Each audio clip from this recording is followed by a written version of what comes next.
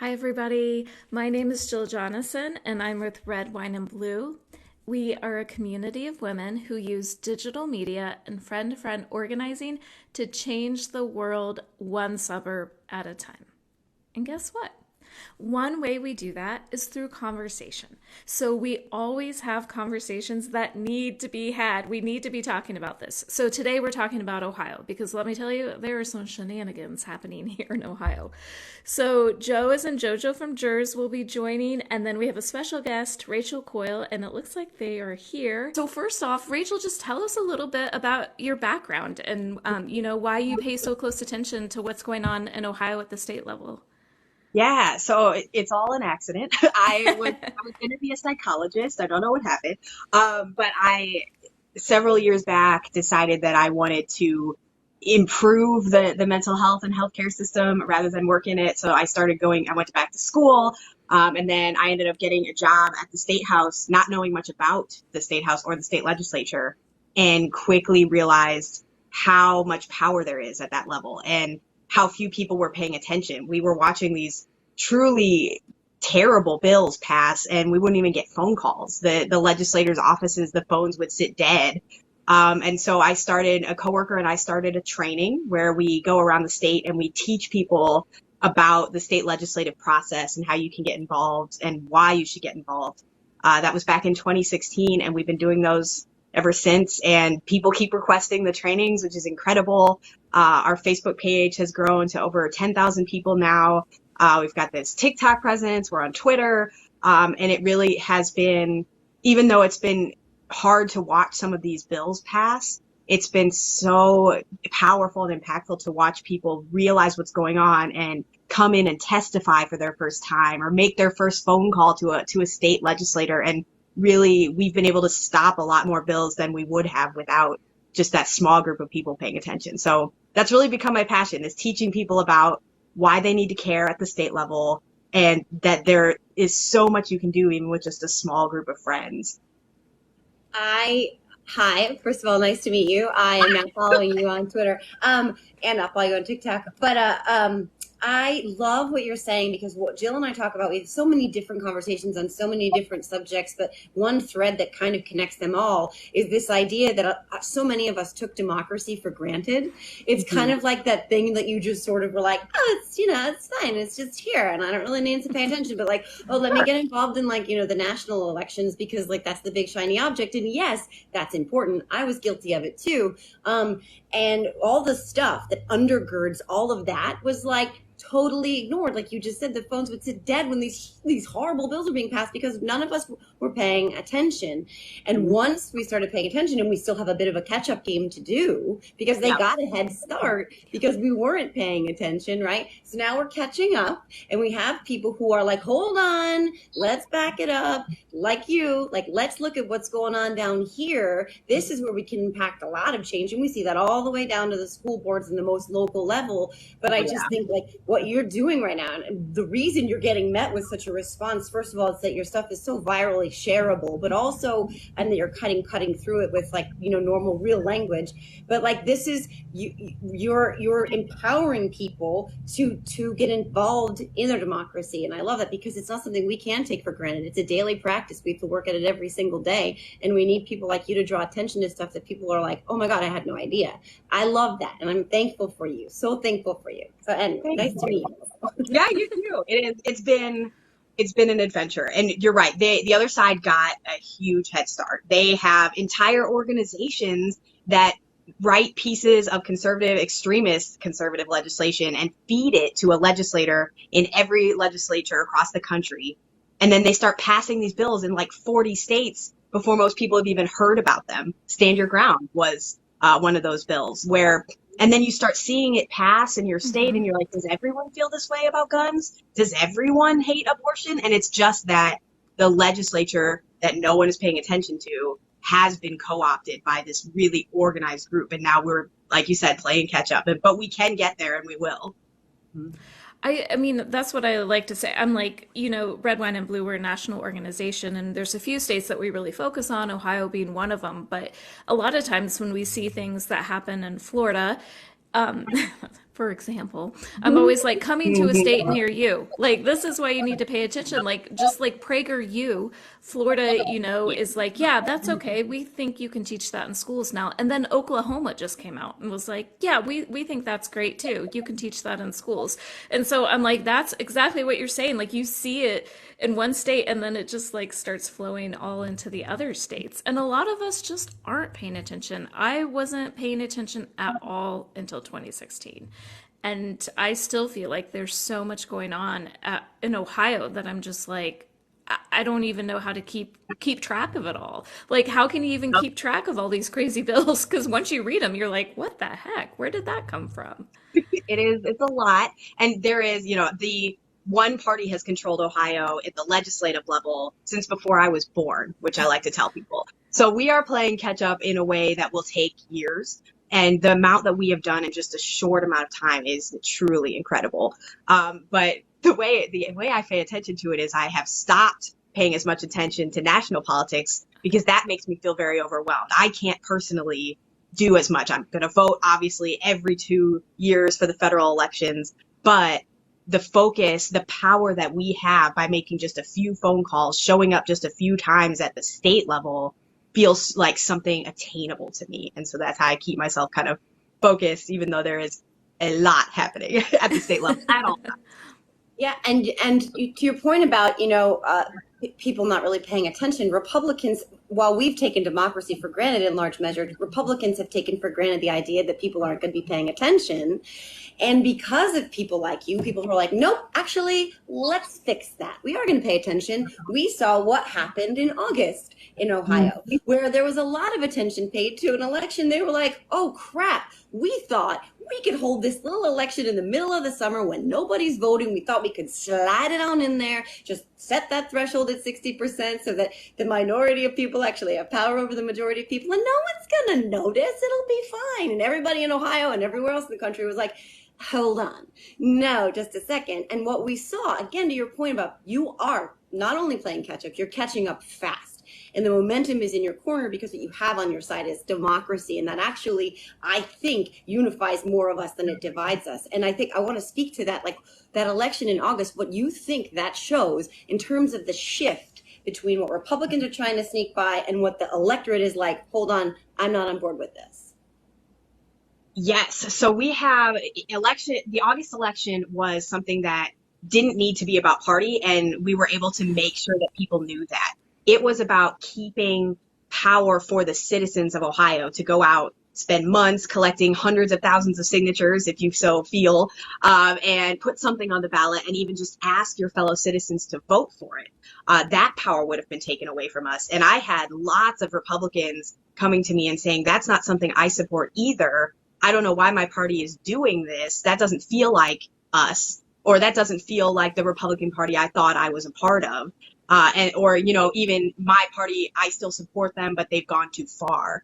And a lot of that is happening at the state legislative level where these bills don't represent anyone.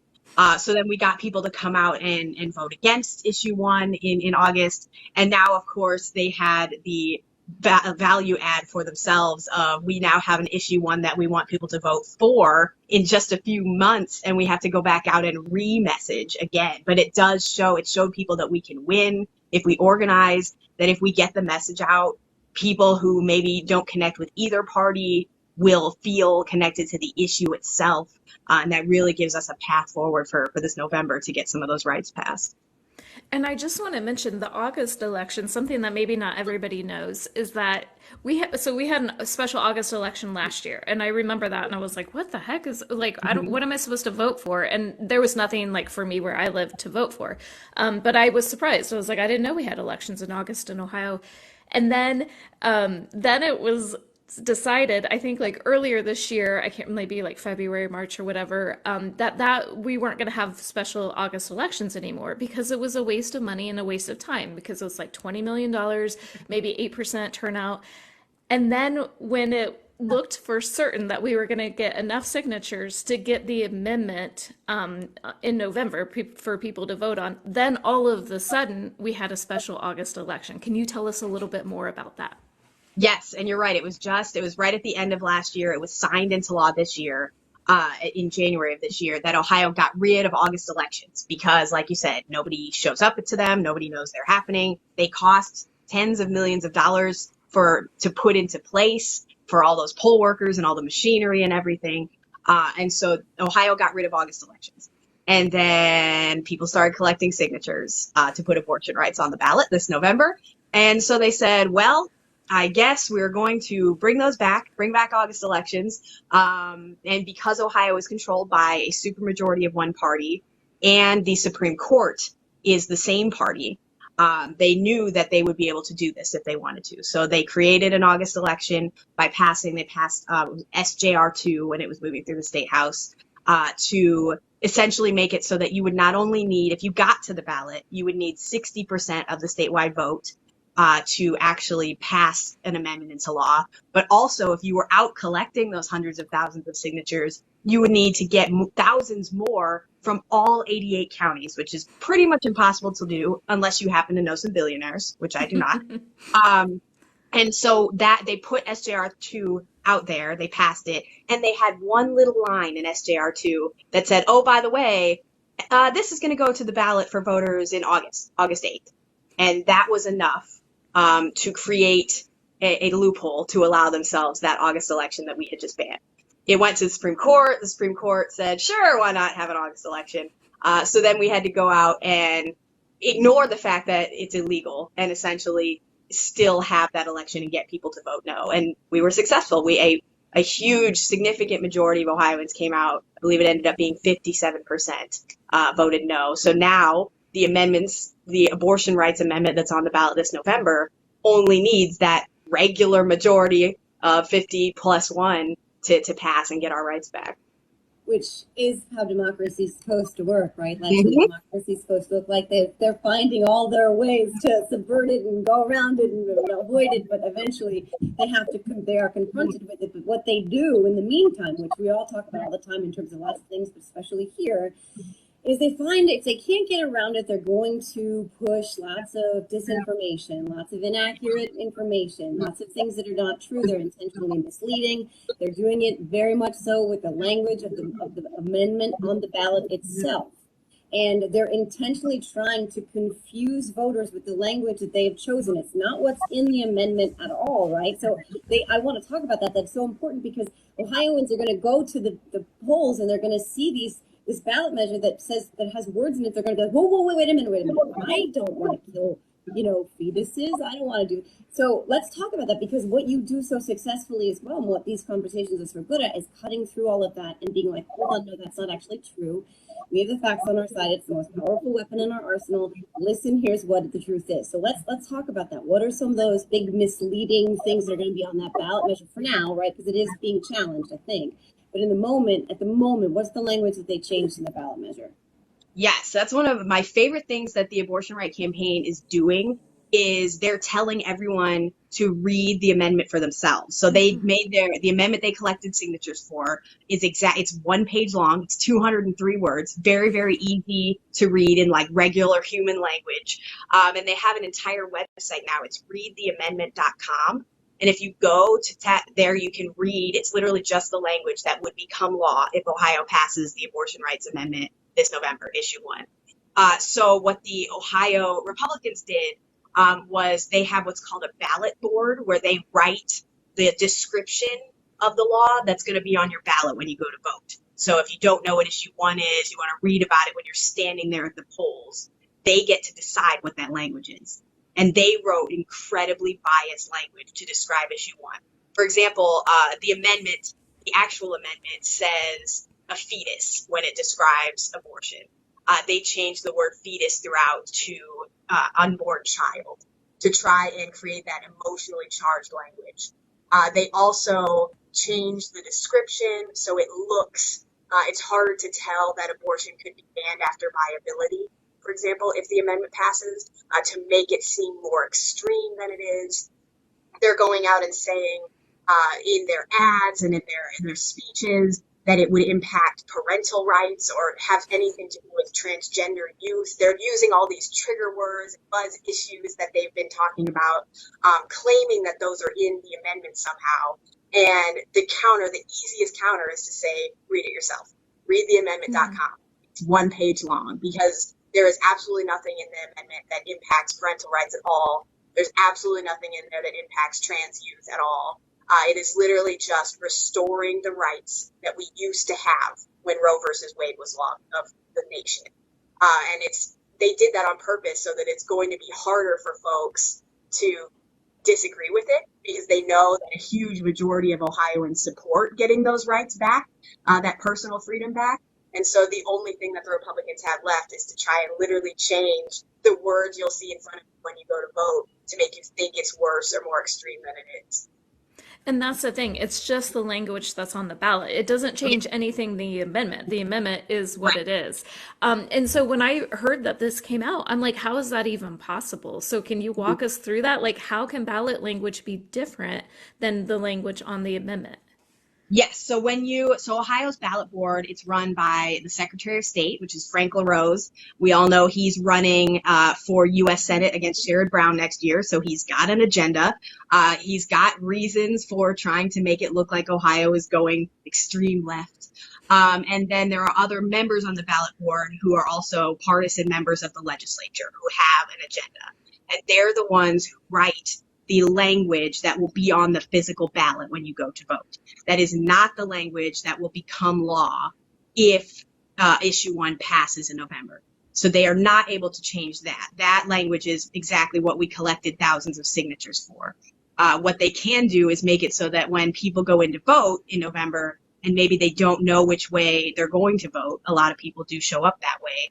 When they read the ballot description of issue 1, it's going to look scary, or it's going to look extreme, or it's going to look partisan. So they're going to feel motivated to vote against it if they don't know as much about it. So that's what the ballot board's able to do. They cannot, and I'm very glad you brought that up, they cannot change what the actual law is, which is a very reasonable restoration of our rights. But they can change how the state officially describes it. It does so often feel like one of the congresswomen from Ohio said, when you can't beat them, cheat them, right? So it does often feel like that. This feels like cheating on its face. It feels like a perpetual sort of tsunami of trying to cheat. This definitely feels like cheating because it's dishonest in terms of what is in the amendment not being reflected on what is on the ballot. And when you can't be transparent with your voters, you're probably not taking the right position, right? And one of the things I don't know if you mentioned it, one of the things that is not on the ballot measure, in the ballot measure language, it doesn't include anything related to miscarriages, fertility treatments, contraception, despite all of that being a significant part of the proposed amendment. And that is also by design, which is, again, trickery, right? Like, these are things that reasonable people will be like, oh, okay, well, hold on a minute. But they're trying to, make that not so obvious so that it can be confusing, which is, again, trickery. Yes, absolutely. So the actual law that would be created if issue 1 passes allows people the freedom to do what they want throughout their pregnancy, including miscarriage care, including contraception and birth control. And the ballot board knows that those things are not controversial, that people support the right to do what they want in terms of birth control. So they took that out of the description. So people will not know, if they don't know already, that that is part of the law they're voting on. They took out all the non-controversial stuff. They made it just about abortion, and they called abortion in terms that are much more emotionally charged than medically accurate. And actually, that brings up another point. The the College of OBGYNs actually came out and said that this language on the ballot is not medically accurate, and that is part of the lawsuit trying to get this language removed from the ballot, is that it doesn't actually describe scientifically what would happen in Ohio. Yeah, so tell us a little bit more about the lawsuit. So who is it, the doctors that are pursuing the lawsuit? Or, like, I feel like I live in Ohio, I do this for a living, and I'm like, what are the details of this lawsuit? Because I'm not really sure. Yeah, and so that's okay, because we obviously, our main goal has to be to focus on getting people to vote yes in November. But yeah, so there is a group it's the unified coalition of all the groups that were collecting signatures to get abortion rights on the ballot. So they're called Ohioans United for Reproductive Rights, OURR, if you look them up Mhm. on social media. It is the doctors that started collecting signatures, the Physicians for Reproductive Rights. It is also Ohio's reproductive rights groups like Planned Parenthood and Pro-Choice Ohio and the Women's Fund. All those different groups have combined together in a coalition, and their coalition is not only the ones trying to pass issue one, but also the ones suing to get the ballot language to actually reflect what the law would do, which seems pretty basic to me. And so it is. It's doctor led, but it's also caregiver led, which I love because the doctors can talk about it from the perspective of their patients and what they've seen, and then the caregivers can do the same. People they've seen needing abortions and needing that care who aren't able to access it. I'm so curious because, I mean, we're having this conversation, and like you said, a lot of Ohioans are just going to go to the polls and they don't necessarily know. But one of the things I'm curious about is the style that you use with your TikToks in terms of knowing, how shareable that stuff is. Because Jill said, like, your stuff is all over, her feeds, and why you do that. I want to know, like, sort of what the methodology is there, because I mean, I understand it obviously because it gets to a lot of people. But how do we reach, more and more Ohioans, so that we can make sure that less people go to the polls not sure what they're looking at? Like, how do we do that? So one thing that I have found is that people feel intimidated by politics.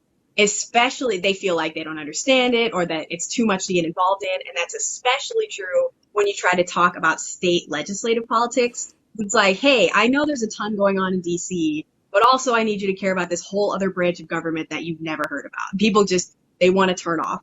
So what I try to do is give people exactly the amount of information that they need to understand the issue and then make my argument. So you can't just come in and say, these bad people are trying to pass a bad law that's going to hurt you. First, you have to say, here's the law that exists. Here's what we tried to do. And here is how you're being tricked. Or here is how these politicians are trying to rig the system. And not make it overwhelming, but give people a little bit of background so that they feel comfortable having a conversation about the issue with someone else. And that really has been a huge part of our trainings. How things work at the State House is what we call it, because we want people to know exactly what they're getting. How we want these trainings to make people feel like even if they know literally nothing about the subject or this level of government, they can come in and participate. And so try to do that in the videos too, but it's all a learning process. I just started earlier this year, so we're just getting going.